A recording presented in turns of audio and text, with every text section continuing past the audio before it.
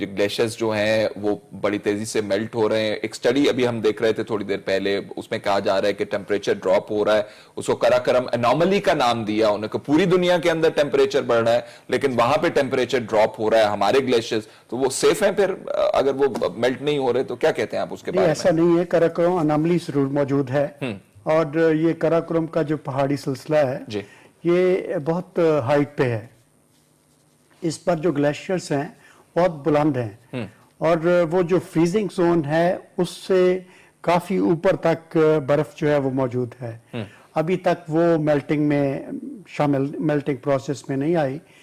جبکہ دوسرے جو گلیشیئرز ہیں, یہ گلیشیئر میں آپ کو بتا دوں کہ جو سرجنگ یا ایڈوانسنگ گلیشیئر ہیں جن کو کراکرم اناملی کا نام دیا جاتا ہے, جو بڑھ رہے ہیں, یہ تعداد میں 123 ہیں.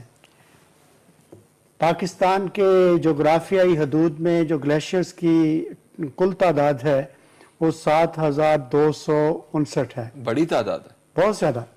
تو یہ 123 گلیشیئر جو ہیں یہ تقریباً 1% ہیں ٹوٹل گلیشیئرز آف پاکستان کا. ٹھیک. یہ 1% جو ہے 99% جو ہے وہ بہت تیزی سے میلٹ ہو رہے ہیں.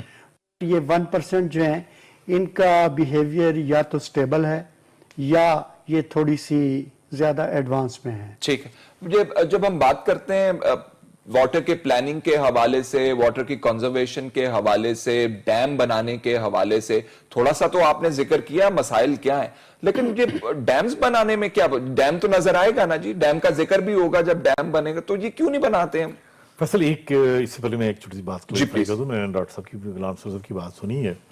میں گلیشیئر پہ میرا ایک ایسے ایک پیشن سا ہے, میں جاتا بھی رہتا ہوں.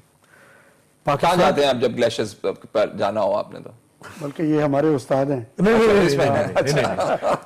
میں ایک بڑا آپ کو ہوں ایک بڑا کریڈٹ دیتا ہوں ڈاکٹر ہیوڈ کو. آئی تھنک وہ 92 ایئرس کے ہوگی, اور ایک انڈس ایک اس کا ہائیڈرولوجی کے پروجیکٹ تھا 1987 کا, وہاں انہوں نے لگائے GPS.